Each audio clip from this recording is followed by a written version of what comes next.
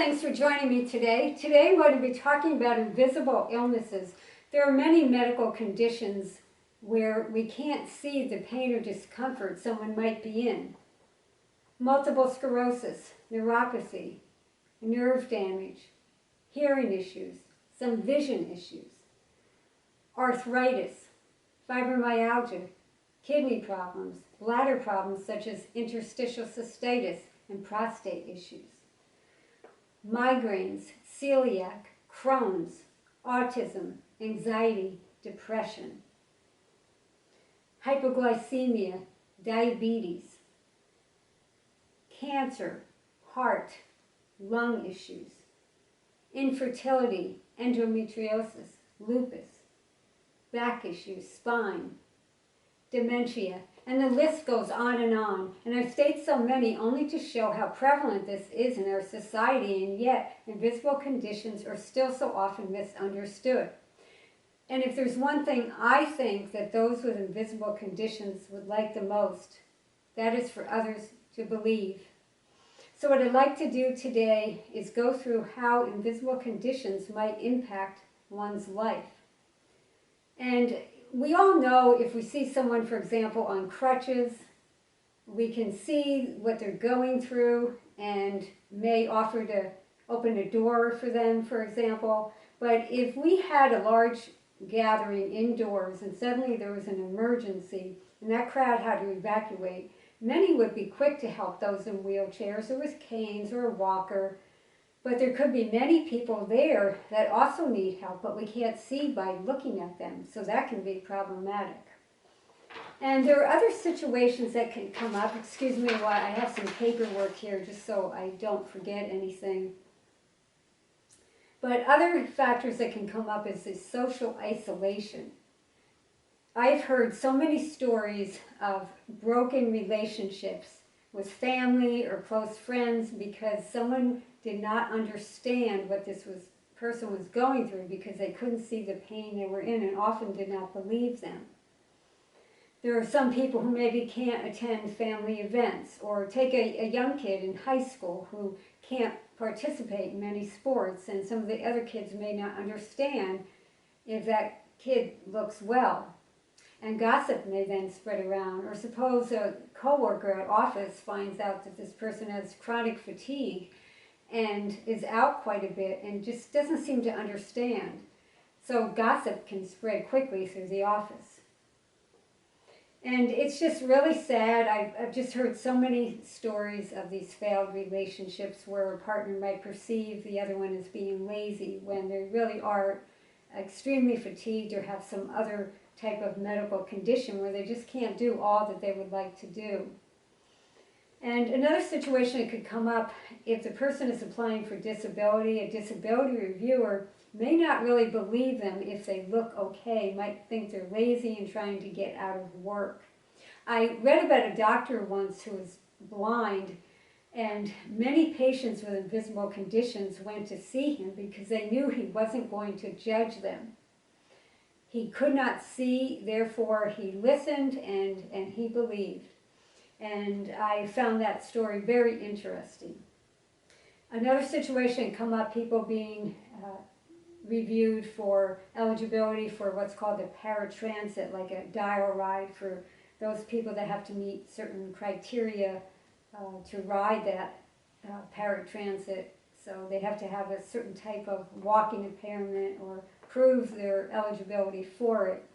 And some towns, I know Phoenix has one, has a mock setup where they have a sidewalk there and a bus, so that reviewer is actually watching the person as they're walking around. And someone with invisible impairment could be in extreme discomfort and the person can't tell by looking at them. Or maybe they have a condition where they start out walking normal but later can get very fatigued. So it can be a little bit deceiving when just watching someone like that. And I think that these examiners, they're human, and often we just believe what we see, unfortunately.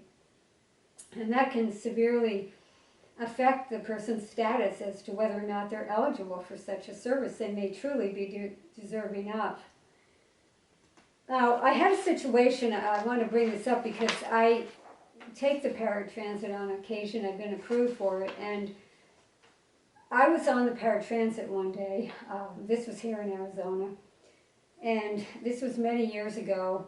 And we were going to pick up a woman, and I could hear from the gossip going around that this woman was apparently said she was blind and carried a cane. But there was discussion on that van as to whether she was faking it, and even the driver was participating in this ridicule. And I was shocked as I sat in the back of the bus and heard this. So they picked her up, and they got her on, and when she got off, the ridicule continued. And the reason they felt this way is that she could make her way to the seat, so she could see some distance. And I am not a vision expert, but I do know that there are some visual problems where the person can see certain things, but they're still considered legally blind. So it was just really sad to me that she was subjected to such ridicule. Another situation is handicap parking. People often yell at others that they think don't look what they would think a disabled person would look like. And I think the people yelling, they mean well, they're trying to protect the space, but it's really difficult for that person getting yelled at. And I've been subjected to this on occasion myself. I remember once I had just finished chemotherapy not too long ago, and I had anemia. I was really fatigued. But I have my handicap parking permit for my feet and my bladder issue. But now I had on top of it the extreme fatigue from that chemotherapy and from the anemia. And I was making my way to my urologist's office, and I was thinking to myself, am I going to be able to take another step? And a woman came up to me and literally was screaming at me and running after me and said I looked too young to be disabled. And she just didn't want to listen, so she followed me all the way to the office just screaming at me. So these are some of the types of things that people with invisible impairments can go through, unfortunately.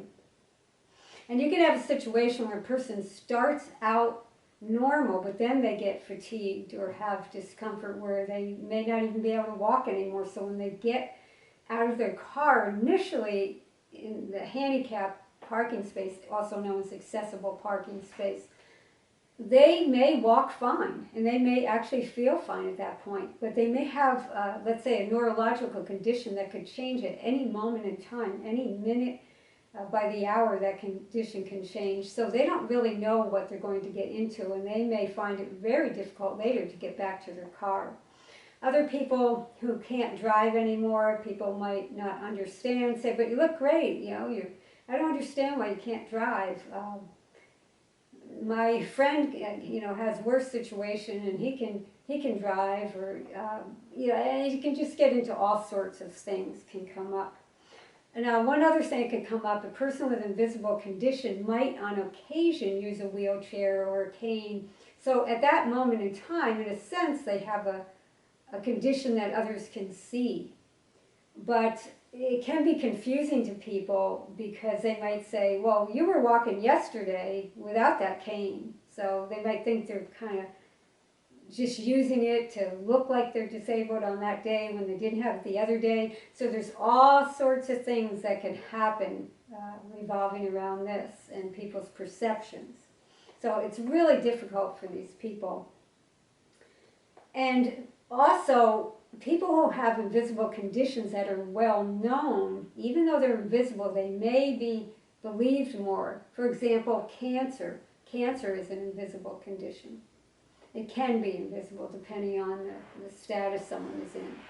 But others know that. They know about cancer. So right away they might be apt to understand it and believe it. But if you have a rare disorder, it can be that's invisible. It can be very, very difficult for people sometimes to grasp it. So I'm trying to spread awareness of this, and if you know someone that has an invisible impairment, please give them the respect, and most of all, believe. I'm sure that would mean the world to them. And I hope you join me next Friday. I promise next week's video will be a lot shorter. All right, thanks for joining me today. Bye.